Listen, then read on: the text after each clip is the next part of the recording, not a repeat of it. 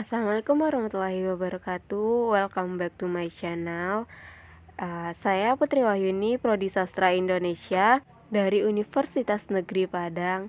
Nah, kali ini kita akan kembali membahas mengenai sejarah sastra Indonesia, yaitu sejarah angkatan tahun 66. Kita akan memulai dari sejarahnya. Angkatan ini ditandai dengan terbitnya majalah Sastra Horizon. Nama angkatan 66 dicetuskan oleh H.B. Jassin melalui bukunya yang berjudul Angkatan 66. Istilah Angkatan 66 diilhami oleh peristiwa politik, yaitu kebangkitan generasi muda yang dipelopori oleh Kami Kapi dalam penumpasan atau penumbangan Orde Lama beberapa bulan setelah meletusnya G30 SPKI yang gagal tersebut. Karena kelahiran angkatan ini bersamaan dengan kondisi politik Indonesia yang sedang kacau, dengan merajalelanya paham komunis yang ingin menggantikan ideologi Pancasila dengan ideologi komunis, maka karya sastra yang lahir banyak bernada protes terhadap keadaan sosial dan politik masa itu. Selanjutnya kita akan membahas mengenai pengarang dan karya sastra pada angkatan ini. Yang pertama adalah Taufik Ismail. Taufik Ismail lahir di Bukit Tinggi, Sumatera Barat pada tanggal 25 Juni 1935. Dengan pilihan sendiri, ia menjadi dokter hewan dan ahli peternakan karena ingin memiliki bisnis guna menafkahi cita-cita kesusastraannya. Di dalam dunia sastra, beliau terkenal sebagai penyair yang hebat. Sajak-sajaknya penuh dengan protes terhadap ketidakadilan dan penyelewengan. Karya-karya beliau diantaranya Malu Aku Jadi Orang Indonesia, Tirani dan Benteng, Kenalkan, Puisi-Puisi Langit, Saya Hewan, Buku Tamu Musim Perjuangan, dan Sajak Ladang Jagung. Yang kedua adalah Sutarji Kalzum Bakri. Lahir di Rengat, Indragiri, Hulu, 24 Juni 1941. Pada mulanya, Sutarji mulai menulis dalam surat kabar dan mingguan di Bandung. Kemudian, sajaknya dimuat dalam majalah Horizon dan Budaya Jaya, serta Ruang Kebudayaan, Sinar Harapan, dan Berita Buana. Karyanya yaitu Amu dan Kapak. Yang ketiga adalah Putu Wijaya. Putu Wijaya lahir pada tanggal 11 April 1944 di Puri Anom, Bali. Ia dikenal sebagai novelis, cerpenis, dramawan, dan wartawan. Umar Yunus menyamakan kedudukan Putu Wijaya dengan Iwan Simatupang jika dilihat dari kehadiran novelnya. Putu Wijaya telah menulis sastra dalam jumlah yang besar, baik dalam bentuk drama, novel, cerpen maupun puisi. Karyanya yaitu Telegram, Stasiun, Pabrik, Bila Malam Bertambah Malam, Grace dan Bom. Yang terakhir adalah Sapardi Djoko Damono. Lahir di Surakarta pada tanggal 20 Maret 1940. Beliau kerap dipanggil dengan singkatan namanya yaitu SDD. Puisi-puisi Sapardi mengenai hal-hal sederhana, namun penuh makna kehidupan, sehingga di antaranya sangat populer baik di kalangan sastrawan maupun khalayak umum.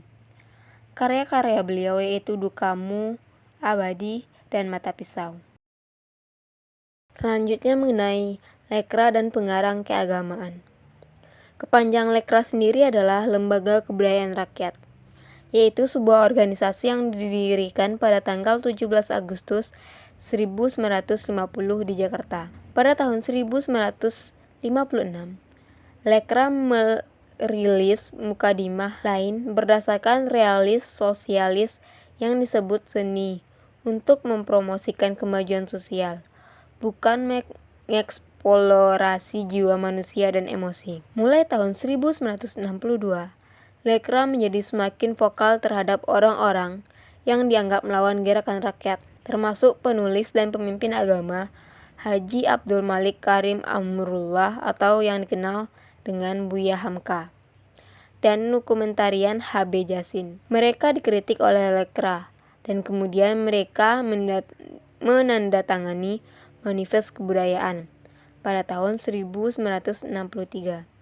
Sebagai respon setelah Lekra berkampanye melawan manifesto, pemerintah Soekarno melarang itu pada tahun 1964 dan dikucilkan dalam penandatangannya. Selanjutnya adalah isi naskah Manifest Kebudayaan. Manifest Kebudayaan adalah perlawanan-perlawanan yang dilakukan para budayawan dan sastrawan akibat tekanan yang bertambah besar dari pihak komunis dan pemimpin bangsa yang mau menyelewengkan negara. Dan manifest ini pertama kali dipublikasikan dalam surat kabar Berita Republik Jakarta.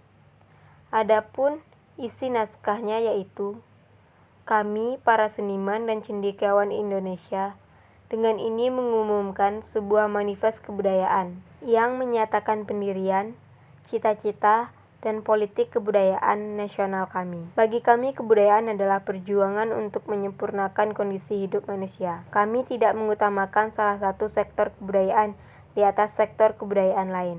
Setiap sektor berjuang bersama-sama untuk kebudayaan itu sesuai dengan kuadratnya. Dalam melaksanakan kebudayaan nasional, kami berusaha menciptakan dengan kesungguhan yang sejujur-jujurnya sebagai perjuangan untuk mempertahankan dan mengembangkan martabat diri kami sebagai bangsa Indonesia di tengah masyarakat bangsa-bangsa. Pancasila adalah falsafah kebudayaan kami. Jakarta, 17 Agustus 1963. Materi berikutnya adalah karakteristik. Yang pertama adalah prosa menggambarkan masalah kemasyarakatan seperti perekonomian yang buruk, pengangguran, dan kemiskinan. Yang kedua, adanya sastra protes dan sastra yang membuat pertentangan dalam politik pemerintah. Yang ketiga, munculnya puisi mantra dan prosa surrealisme yang banyak berisi tentang kritikan sosial dan kesewenang-wenangan terhadap kaum lemah. Dan yang terakhir, sajak sebagai curahan hati kaum muda. Dan materi terakhir adalah perbedaan periode 50-an dengan sastra angkatan 66. Yang pertama adalah angkatan 50 pada puisinya memakai gaya ulang, sedangkan angkatan 66 puisinya mulai menggunakan gaya retorik dan slogan, namun juga berisi protes dan demokrasi. Sedangkan kalau kita lihat dari prosanya, pada periode 50-an banyak menggunakan atau mengemukakan pertentangan politik. Sedangkan angkatan 66, prosanya berisi tentang kritikan sosial dan kesewenang-wenangan terhadap kaum lemah. Itulah sedikit penjelasan mengenai sejarah angkatan 66. Terima kasih telah menonton video ini. Sampai ketemu di video selanjutnya. Assalamualaikum warahmatullahi wabarakatuh.